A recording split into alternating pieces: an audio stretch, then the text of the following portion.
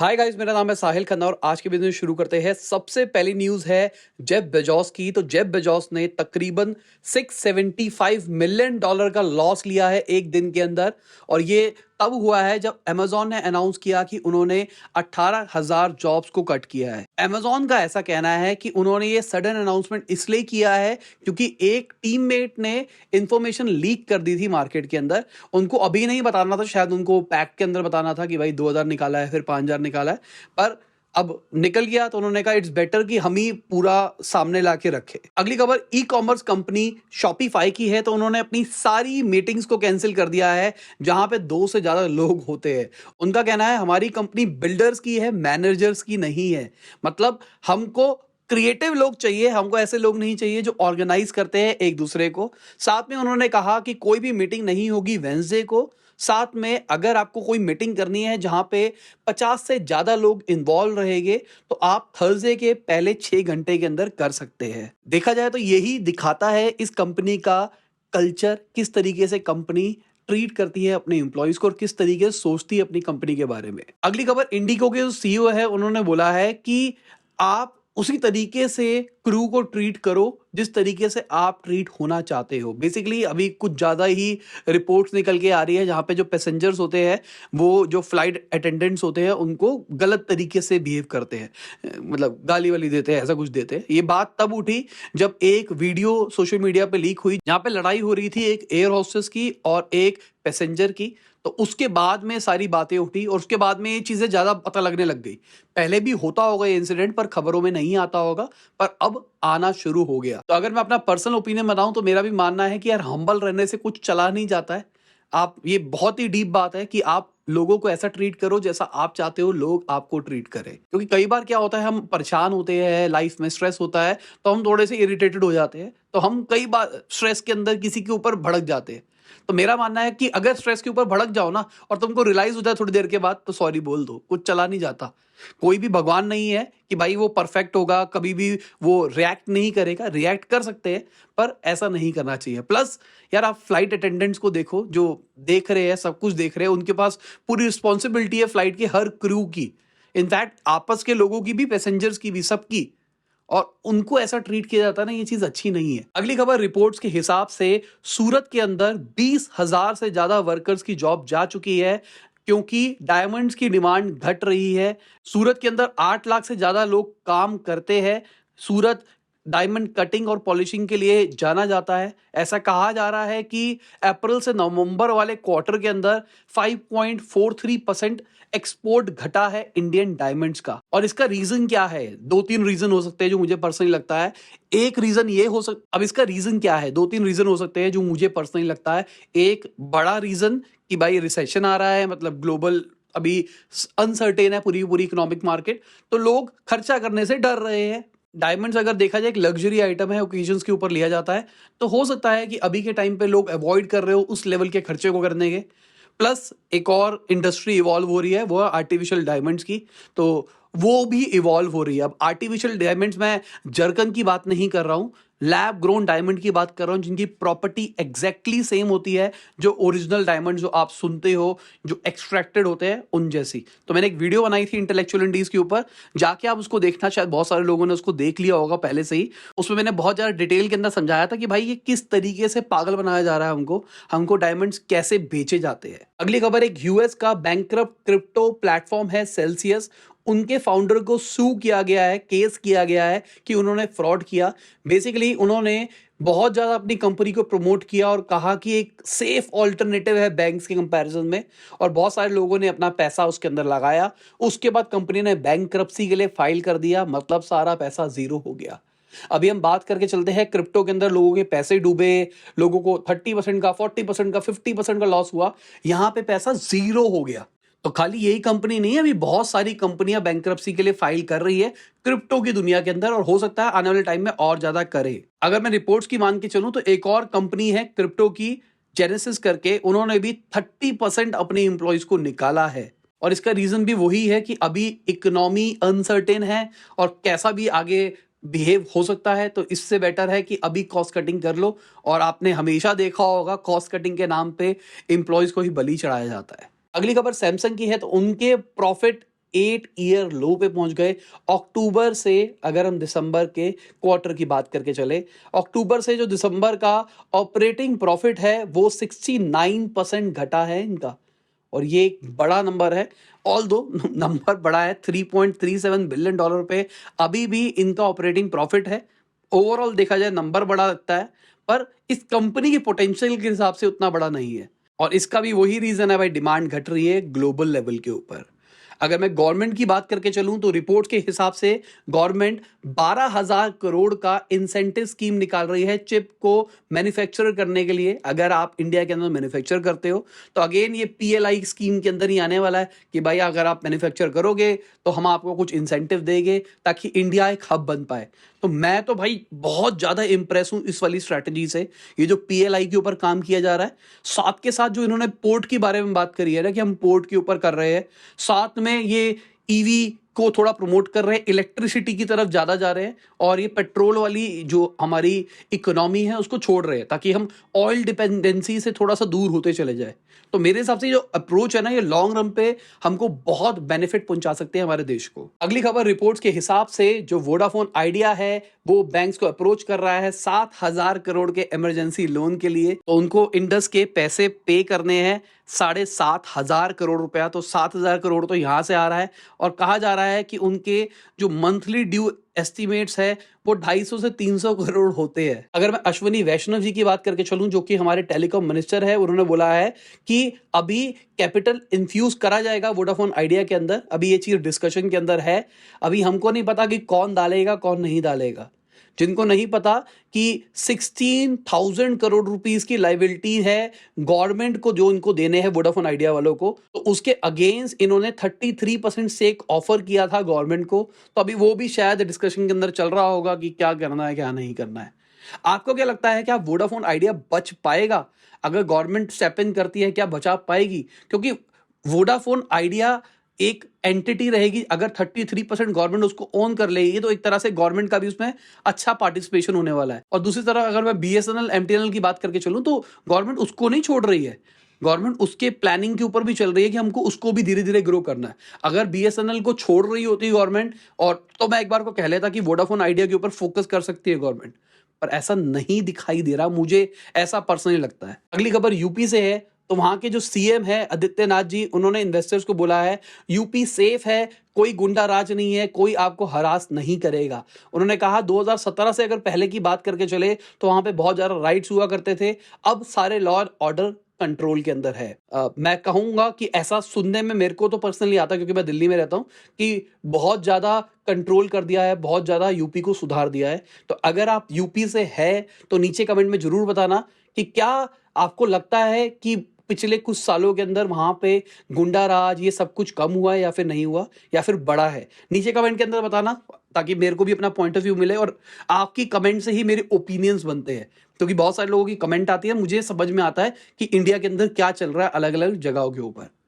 अगली खबर जो जीरोधा के को फाउंडर है निखिल कामत जी, उन्होंने बोला कि गोल्ड एक अच्छी इन्वेस्टमेंट है। वो अभी भी 10% इन्वेस्टमेंट करते हैं गोल्ड के अंदर। उन्होंने बोला कि गोल्ड का अगर ट्रैक रिकॉर्ड देखो तो सबसे बढ़िया हेज है वो इन्फ्लेशन के अगेंस्ट। अगर महंगाई दर बढ़ता है तो गोल्ड सबसे बढ़िया ऑप्शन है। तो आप कितना इन्वेस्ट करते हो गोल्ड के अंदर, आप मुझे बताओ अपना पॉइंट ऑफ व्यू से। तो मैंने तो अगर कोई न्यूज़ को फॉलो कर रहा है तो मैंने 5-6 महीने पहले ही बोला था, मैंने कहा यार गोल्ड ले लो। मुझे लगता है गोल्ड, क्योंकि रिसेशन आ रहा है ना तो इकोनॉमी खराब हो सकती है, तो गोल्ड ही एक अच्छा ऑप्शन रहता है। तो मार्केट क्रैश करेगी तो गोल्ड बढ़ेगा। तो उस टाइम पे मैंने बोला था अगर कोई फॉलो करता है पहले से तो उसको पता होगा कि मैं ये बताया था मैंने। तो अगर किसी ने गोल्ड उस टाइम पे लिया था तो नीचे कमेंट में बताना कितने % प्लस चल रहा है। मेरा तो अच्छा खासा प्लस चल रहा है। और अगर मैं जीरोधा के सीईओ की बात करके चलूं नितिन कामत जी की, तो उन्होंने बोला कि अगर आपको वेल्थ बनानी है तो वॉलेटिलिटी नहीं रखनी है। बेसिकली उन्होंने स्टार्टअप जो अपने आईपीओ लॉन्च कर रहे हैं उसके ऊपर बोला है। उन्होंने बोला है कि बहुत ज़्यादा ओवर वैल्यू के ऊपर आज के टाइम पे जो आईपीओज आ रहे हैं, तो इसके चक्कर में जब मार्केट में आते हैं और उनके प्राइसेस घटते हैं तो सारे के सारे जो इन्वेस्टर्स होते हैं वो पैनिक कर जाते हैं और लोगों के ऊपर एग्जिट कर जाते हैं। इसके चक्कर में बहुत बड़ी दिक्कत है पूरे स्टार्टअप इकोसिस्टम के अंदर। तो उन्होंने बोला कि इट्स बेटर कि अगर आप अपना आईपीओ निकालने का प्लान कर रहे हो तो अंडर सेल करो और ओवर डिलीवर करो। इनकी ये वाली लाइन मुझे पर्सनली बहुत अच्छी लगती है। उन्होंने पहले फाउंडर अनफिल्टर्ड में भी यही बात बोली थी, under sell and over deliver. मतलब मैं आपको कोई चीज कम रेट के अंदर दूंगा और आपने जितना एक्सपेक्ट किया होगा उससे ज्यादा दूंगा। तो इससे क्या होता है, इससे मेरे को ऐसा लगता है एवेंजलिस्ट बन जाते हैं आपके। ये मार्केटिंग का फिनोमिना है। अगर आप किसी को इतनी अच्छी सर्विस देते हो तो वो आपको रेफरल ला के देते हैं, वो आपके लिए लड़ने के लिए तैयार हो जाते हैं। अगली खबर, रिपोर्ट्स के हिसाब से इंडिया थर्ड वर्ल्ड की लार्जेस्ट ऑटो मार्केट बन गया है 2022 के अंदर। अगर मैं बात करके चलूं तो इंडिया ने 42.5 लाख यूनिट्स बेची है। और अगर मैं जापान की बात करके चलूं तो वो 42 लाख यूनिट ही बेच पाया है। हम मतलब उनसे आगे निकल गए हैं। अगली खबर department of promotion of industry and internal trade की है। तो उन्होंने बोला है कि हम होपफुल है कि एफडीआई का इनफ्लो बढ़ेगा आने वाले कुछ महीने के अंदर। बेसिकली अगर हम अप्रैल से सितंबर क्वार्टर की बात करके चले पिछले साल वाले, तो उस टाइम पे 14% डिक्लाइन आया था एफडीआई के इनफ्लोज का। हमको सिर्फ $26.9 बिलियन ही मिल पाए थे। तो ये एक बड़ी चीज थी। ये एक परछाई थी कि किस तरीके से मार्केट के ऊपर अगर कुछ इंपैक्ट पड़ता है, मतलब अगर रिसेशन की तरफ जाते हैं, इन्फ्लेशन बढ़ता है, तो कैसे फंडिंग सूखती चली जाती है। प्लस मैं कहूंगा कि ये जो आईपीओ फेल हुए हैं ना, पेटीएम का आईपीओ एकदम डूबा, जोमेटो का आईपीओ डूब रहा है, ये सारे के सारे जो स्टार्टअप ने आईपीओ निकाले पिटे ना, इसके चक्कर में भी इन्वेस्टर्स थोड़ा सा डर गए।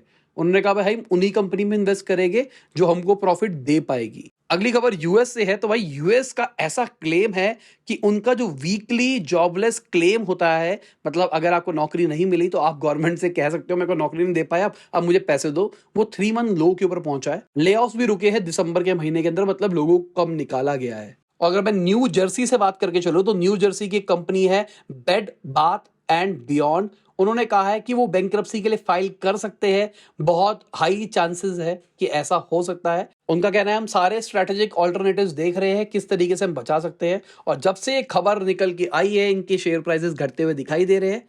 23% का फॉल आया है इनके शेयर प्राइसेस के अंदर। अगली खबर एप्पल की है। तो एप्पल के ऊपर $8.5 मिलियन का फाइन लगाया है फ्रांस के अंदर।